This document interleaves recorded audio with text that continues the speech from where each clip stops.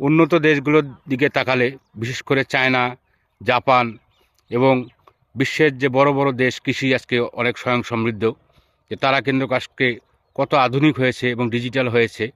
প্রিয় কৃষিপ্রেমী ভাই এবং বোনেরাই যে দেখেন, আমাদেরও কিন্তু ঠিক একইভাবে সেচ ব্যবস্থাপনাগুলো কত আধুনিক এবং ডিজিটাল হয়েছে। যে এখানে আপনারা সুইচের মাধ্যমে একে ফোয়ারা পদ্ধতিতে যেভাবে সেচ দেয়, একবার প্রত্যেকটি এটি রসুন খেতে এভাবে সেচ প্রদান করা হয়ে থাকে এবং সমগ্র গাছগুলোই কিন্তু ঠিকভাবে আসলে পানি সেচ এখানে দেওয়া হয়।